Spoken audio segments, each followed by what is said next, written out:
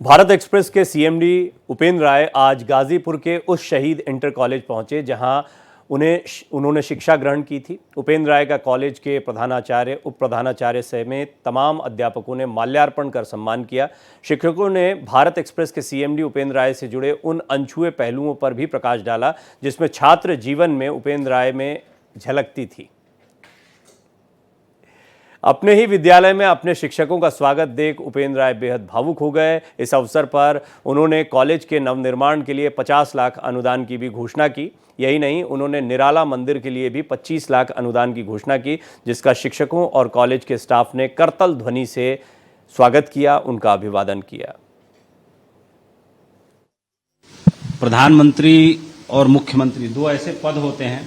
मैं ये मानता हूं, जैसे पहले कहा जाता था कि राजा जो है ईश्वर का प्रतिनिधि होता है, तो वैसे ही दो ये पवित्र पद ऐसे हैं, राष्ट्रपति, प्रधानमंत्री, मुख्यमंत्री, जिन्हें मानना चाहिए कि ये ईश्वर के प्रतिनिधि हैं।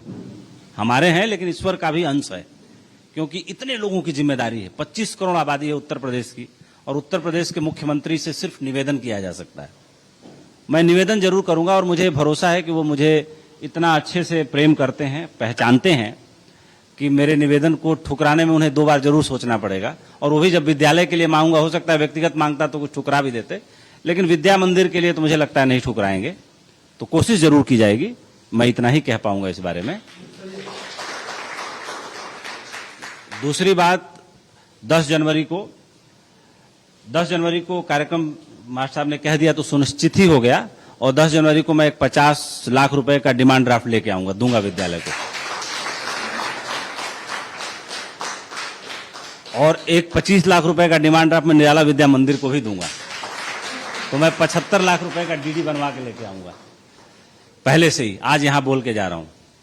दूसरी बात कि मास्टर साहब मुझसे पूछते हैं कि यार तुम कैसे ऐसे कर लेते हो। जब तुलसीदास जी के बारे में आप बता रहे थे मास्टर साहब हमारे, तो तुलसीदास कोई हम में से तभी बनता है, बुद्ध हम में से कोई तभी बनता है जब सीधे पूरे प्रकृति की और पूरे ईश्वर की उसके ऊपर कृपा हो जाती है। अब बुद्ध ने कहा कि मैं ईश्वर को मानता ही नहीं, ईश्वर जैसी कोई सत्ता है ही नहीं। तुलसीदास जी ने कहा कि भाई हनुमान जी की मेरे ऊपर कृपा हुई, और वो कृपा हुई। तो बुद्ध कहते हैं कि न कोई आत्मा है न कोई ईश्वर है, तुम स्वयं ही ईश्वर हो। तुम अपने जगह, अपने अंदर इतनी खाली जगह पैदा तो करो जहां ईश्वर उतर सके। तुमने अपने को इतना भर रखा है कि ईश्वर के लिए कोई जगह बची ही नहीं, तो ईश्वर उतरे कहां।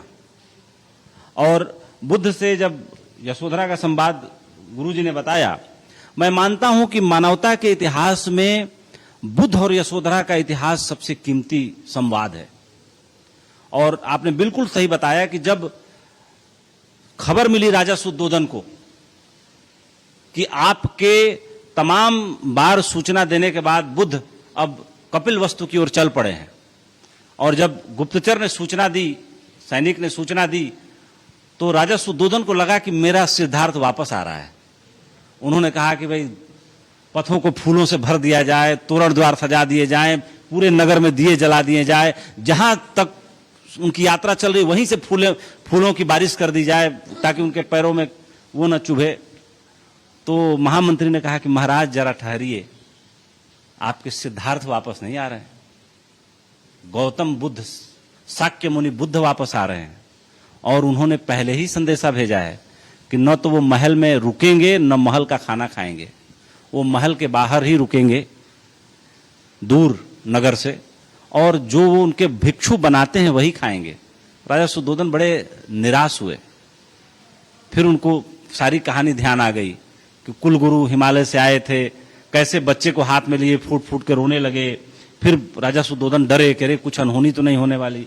तो उन्होंने कहा कि नहीं, मैं इसलिए नहीं रो रहा कि अनहोनी होने वाली, मैं अपने लिए रो रहा हूं कि जब इस पृथ्वी पर ईश्वर उतरेगा बुद्ध के रूप में, जब ये 40 साल का होगा, उस वक्त मैं नहीं रहूंगा, मेरी आयु हो चुकी है, मैं मर चुका होऊंगा।